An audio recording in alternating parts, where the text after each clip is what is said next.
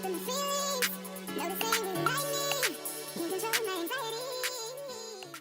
everybody, I am back, Melanin Lighthouse, woo woo woo. And today we are going to talk about feelings. But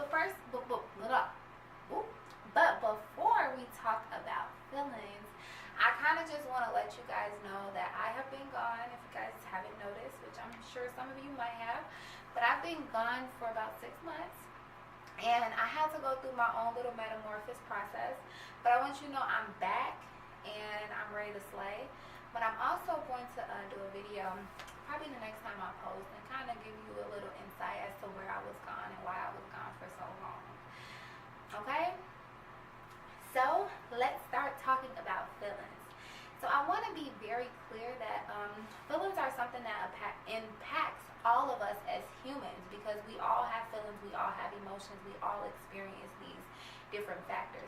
So if we are not aware of what they mean or how to deal with them or how to control them, they'll cause us a lot of trouble. So it's very important to acknowledge what your feelings are, to figure out how to deal with them and how to move forward from them.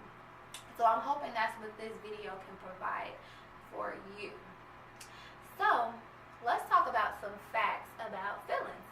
So I think it's very important to know that there is no right or wrong feeling. So if you feel angry and happy at the same time, it's okay. Feelings come in mixed form. So you can have multiple different feelings at once, but it's important to know that it's okay, and don't beat yourself up for feeling any type of way, because you're human and you have the right to feel. And it's important to know, once you take away that that humanity within yourself, and you lose a piece of who you are, and you take away those humanly emotions. Also, it's important to know that feelings are contagious. So if somebody around you is kind of upset, or even if they're positive and happy, that might rub off on you, based upon the fact that we're all energy, and feelings and emotions are all energy based. So in a lot of ways, you can feel what somebody is feeling. That's what being empathetic means. And you can also hear somebody's thoughts just because we're all energy and we can all feel each other. And we feel as though we're so separate from one another, but we're actually really close and connected to one another. I was reading a research article, and in the article, the slave had to suppress all of her emotions once the slave master had murdered her sister in front of her, and he told her, "You better not scream in front of me." And so in that moment, she had to condense every ounce of feeling that she had, and then she had to move on like nothing ever happened. Think about how that impacted her later on in her life. So when you suppress emotions, 9 times out of 10, you're gonna go crazy at some point. And people, they automatically believe that when you start to show your feelings, you're seen as weak, or people might think you're crazy. But in actuality, you will probably turn crazy if you continue to suppress your emotions. You'll get to a place where you'll lose control, because you're not using your full human potential.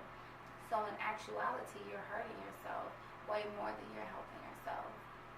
So it's really important to express those emotions, whether they're good or bad, ugly or crazy, or they're really sad emotions. It's okay. You gotta express it. You gotta let it go at some point. So in the Black community, something that I really notice heavy is a comment, "No feelings. I don't feel this, I don't feel that," and you're weak if you show emotions.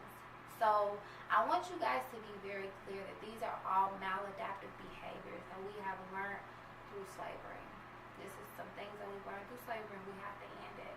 Because if we don't express ourselves, we will continue to live out these negative behaviors that I know all of us see. We really see with murdering one another, with this inflicted self-hate that we have towards ourselves, with this concept of low self-efficacy.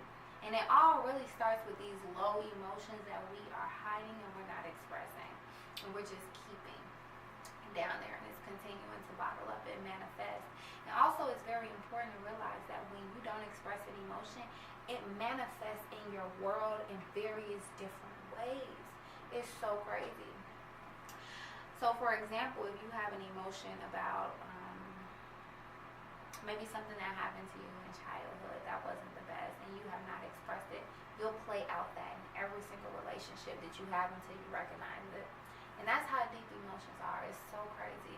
So that's why I'm here to really, really advocate for self-expression and finding it in some way, shape, or form. So feelings that are suppressed, they're going to come out some way if you're not expressing them, but it's going to come out in negative ways. For an example, you might have depression.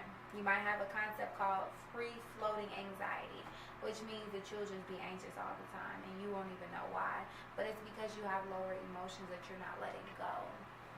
So depression, anxiety, and also being aware that you might have body aches, you might have stomach aches, you might have headaches.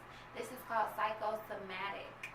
And that means that you're expressing your pain or your sadness or your hurt through your body. Remembering that we are all interconnected. So your soul, your mind, your emotions, your body is all one. There's no separation between the two or the three.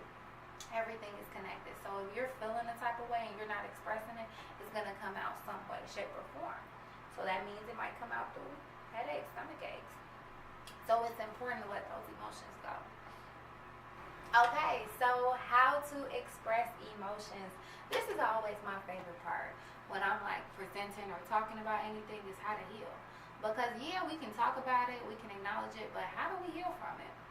So first off, my first tip for you would be to acknowledge what emotion you have. Acknowledge what down there you're dealing with. What is it? Write it down. Say, hey, this is what I'm dealing with, and I'm going to write it down. That's one way to get rid of it. That's one way to let it go. But also, I would highly recommend mindfulness. So taking like 3 minutes out of your day to think about, how am I feeling in this moment? What's going on with me? How is my interactions with this individual? What am I feeling? What am I thinking about? And realizing that your thoughts and your perceptions to things create the emotions that you might experience. So being very in tune with yourself. I'm a very strong advocate of mindfulness and meditation. So really getting in tune with yourself. But expressing your emotions, you got to talk about it. Find somebody that you're really close with to talk to them about it. Write it down, like I said previously. Write down how you're feeling. You could just write emotions every day. Write one emotion that you highly experienced that one day. Or you can do different alternative forms of healing. For an example, you can listen to a song that might connect with how you're feeling. And then maybe highlight different parts of the song. Or write down, hey, this is why I'm feeling this way. Or talk to somebody about it. You can use art as a form to help yourself express. Yourself. You can express yourself by drawing out how you feel, right? Or you can use dance. You can use different forms of movement or forms of creative means to figure out how you're feeling, or to just release. You can work out. You physically discharge yourself. Working out, dancing, moving, singing. Using art and psychology, mixing the two to figure out who you are and to figure out how to release those emotions. So I want you to really take into consideration what feelings are and how to express them and how to let them go. Because if you do not let them go, you are going to end up a very miserable individual. And that's not something that I want for any of you guys. I want you to see your full potential, and I want you to be as great as you can be. So, with that being said, I would like for you guys to, of course, like, share, and do all the good stuff for my YouTube video. And please follow me, add me, whatever you want to call it.